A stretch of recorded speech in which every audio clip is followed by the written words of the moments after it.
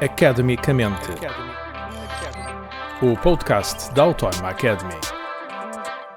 O que é que faz um bom museu? É uma pergunta bastante complicada, apesar de parecer simples. Para nos ajudar a responder esta pergunta, ou a tentar responder esta pergunta, convidámos Helena Gonçalves Pinto.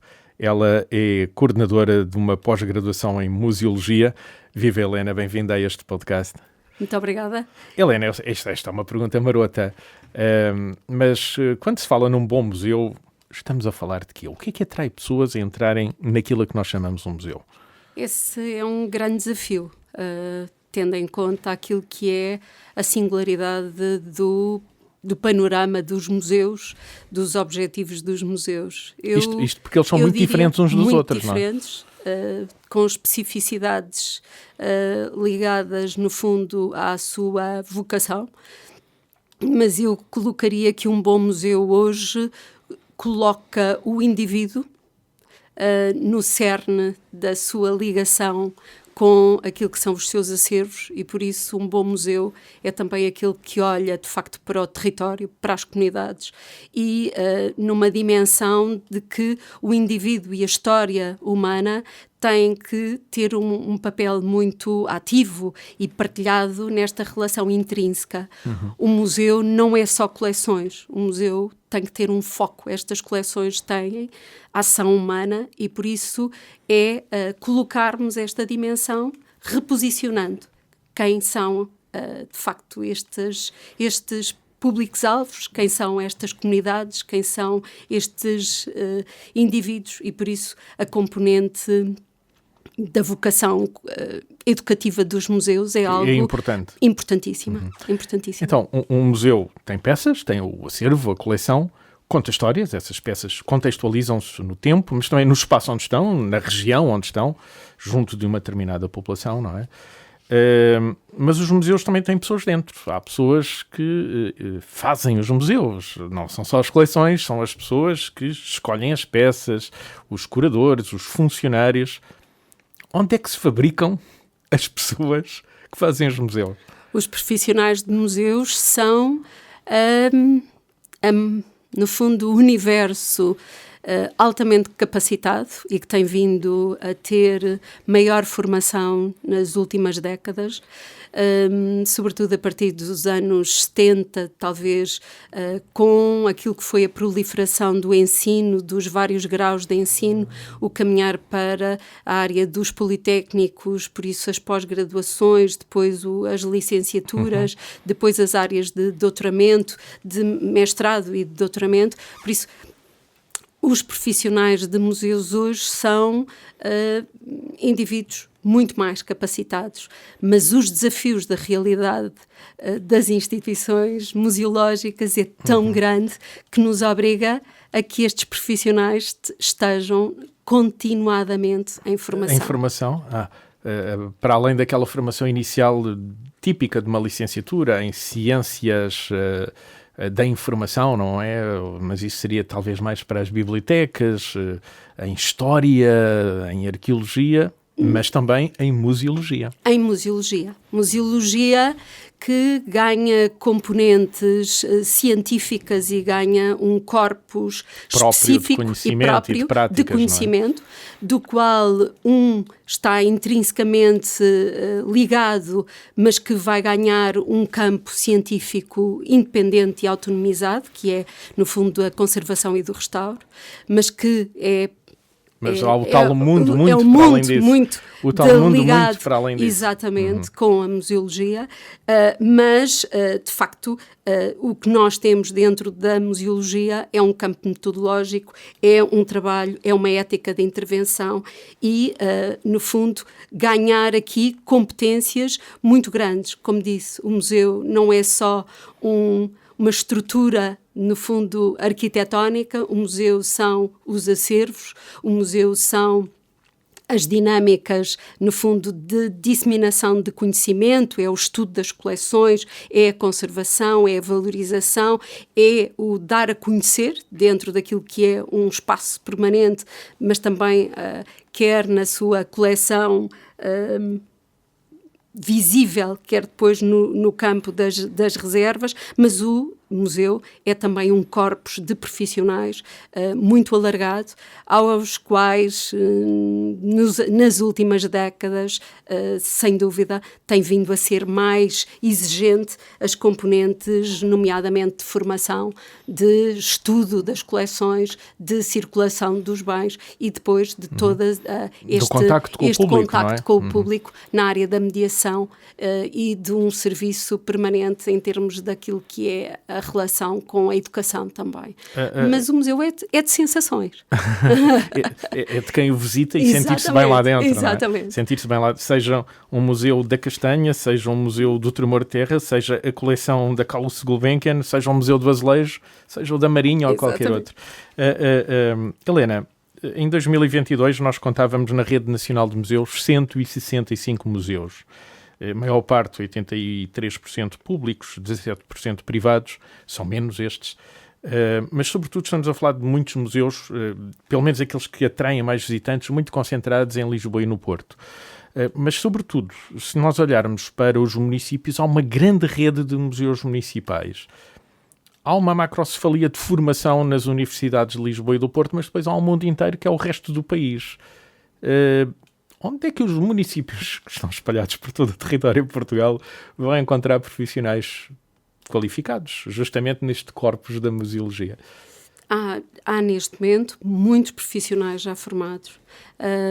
Os vários graus de ensino ao nível quer dos politécnicos, quer daquilo que são as universidades, têm vindo a formar, de facto, muitos profissionais.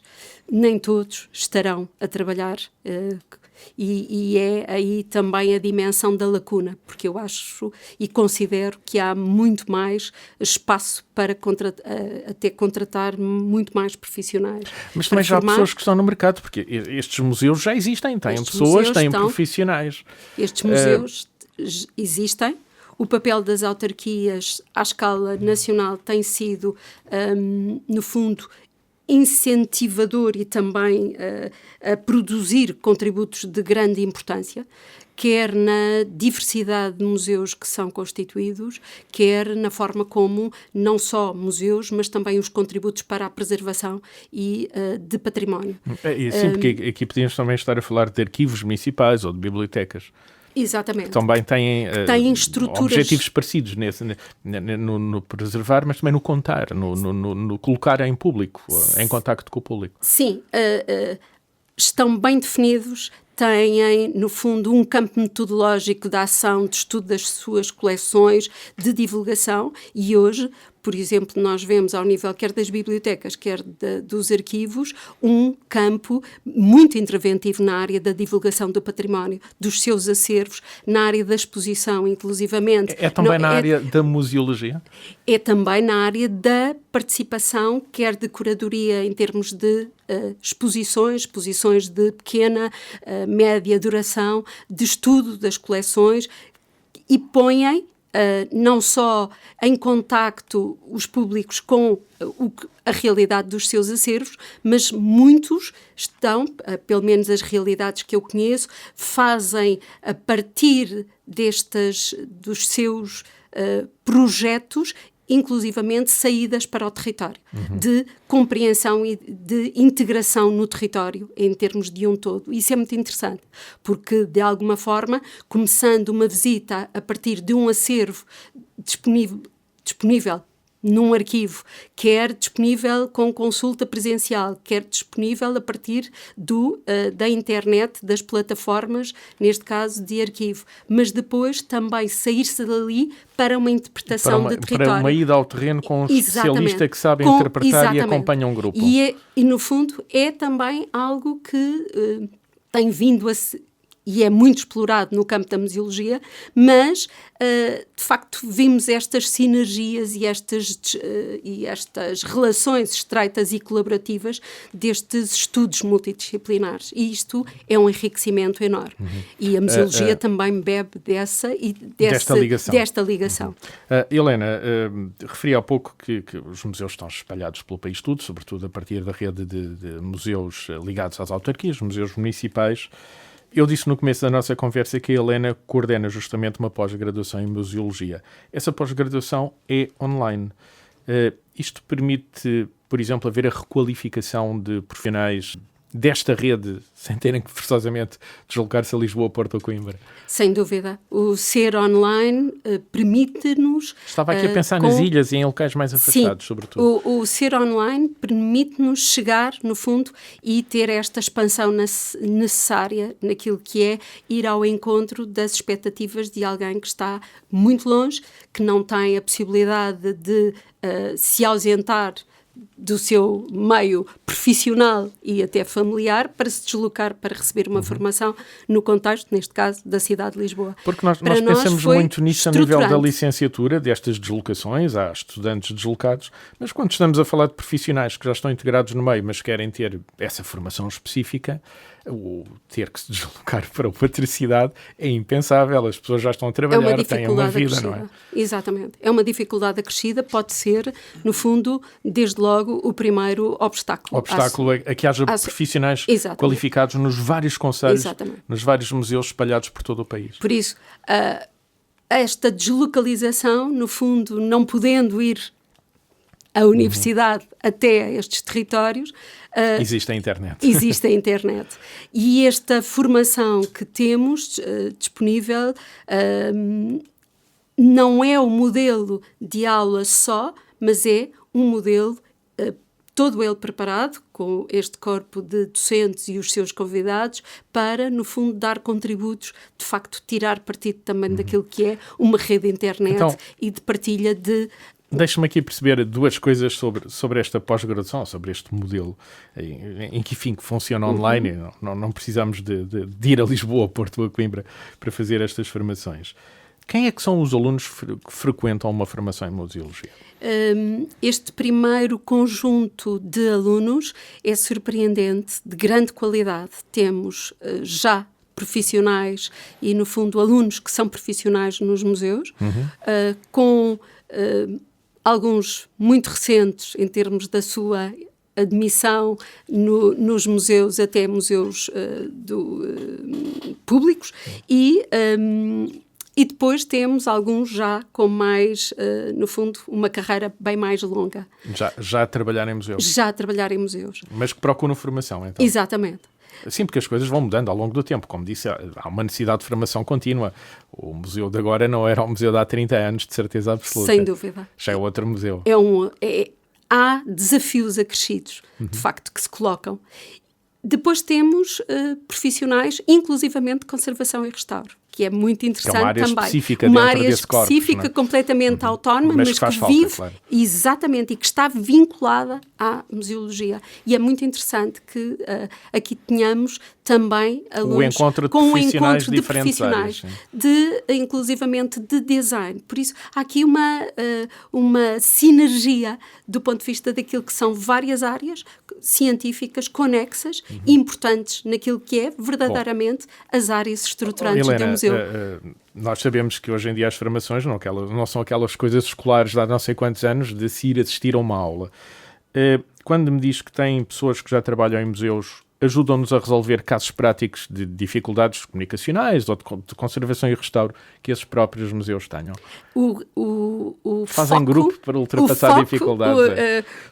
O foco que nós estamos a assistir e, no fundo, partilhado também pelos docentes que já ministraram estas duas, estamos agora a entrar num novo espaço, numa nova unidade curricular.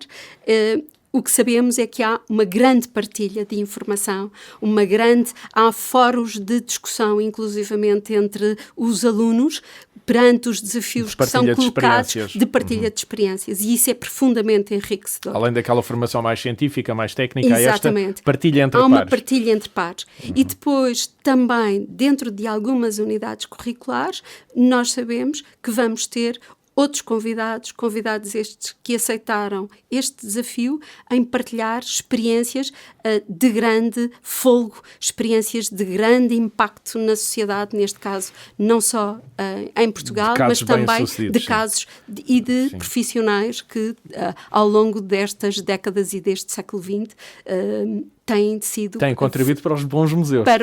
Para as dinâmicas, para se repensar aquilo que são, de facto, o que é a definição do museu, a necessário desenvolvimento do museu e, no fundo, para chegarmos hoje àquilo que é também os desafios sempre muito incisivos, muito objetivos, mas que não podemos perder, de facto, aquilo que é também a dinâmica do indivíduo, a relação com os públicos. Com os públicos. Eu presumo que das dificuldades que os museus tenham que ultrapassar podem ir desde a conservação das peças, mas essa é uma dificuldade antiga, até mesmo ao relacionamento, à atração de públicos, sobretudo se estiverem em zonas mais distantes, longe dos fluxos turísticos, que é uma das coisas que atrai turistas em Portugal são justamente os museus, mas enfim, há zonas mais privilegiadas para isso do que outras, mas até aos financiamentos. Eu presumo que tudo isto sejam dificuldades que de alguma forma cada museu tem que ultrapassar das suas maneiras. Isso é uma observação muito interessante, até porque coloca várias questões e ao nível da museologia e dos teóricos tem-se vindo a problematizar também, de facto, qual é a relação destes museus relativamente àquilo que são as suas comunidades e a relação dos museus relativamente aos públicos turísticos. Porque o perfil e a ação são diferentes. No fundo, o museu tem muitas ações que são... que vão dar resposta, no fundo, desde a documentação histórica, técnica, daquilo que são as coleções patrimoniais, desde os fundamentos para a caracterização, como disse, até ao próprio a investigação... Não é? Há comunidades que se revêem no seu museu, no seu território, naquele sítio, naquela localidade. Porque estamos hoje com também impactos ao nível daquilo que é a vocação de museus. Museus de território, museus industriais, museus com grande alcance em termos daquilo que são os seus núcleos. Depois há os que são inclusivamente polinucleados, aqueles que têm e que já estão com dinâmicas, porque a área industrial é uma realidade, mas tem dinâmicas museais que permitem as visitas e permitem, no fundo, a entrada dos públicos, acompanhando o processo produtivo. Por isso, há dinâmicas extraordinárias daquilo que se passa ao nível dos museus. Helena, falou-me de coisas tão diversas que devem compor este tal corpus de museologia que eu fiquei com uma curiosidade. É claro que se eu fizer uma visita à internet e for procurar o currículo desta pós-graduação, mas o que é que se aprende em museologia? Que disciplinas é que existem aqui dentro? Aquilo que, a bem da verdade, dentro das universidades chamamos unidades curriculares. Exatamente. Mas o que é que são? O que é que compõe esta? Qual é o leque destas disciplinas? Nós temos 7 unidades curriculares que vão desde museus e comunidades, desde logo um foco. Essa relação umbilical. E depois a interação da mediação nesta relação, que é de facto extraordinária, as questões deontológicas que se colocam aos museus, espaços e equipamentos museológicos, curadoria de exposições com práticas, modelos e desafios, as questões da conservação preventiva, gestão de coleções museológicas e a área de projetual, quer para projetos, quer também ao nível de gestão de recursos humanos. Tudo isto compõe o tal núcleo a que podemos chamar museologia, então?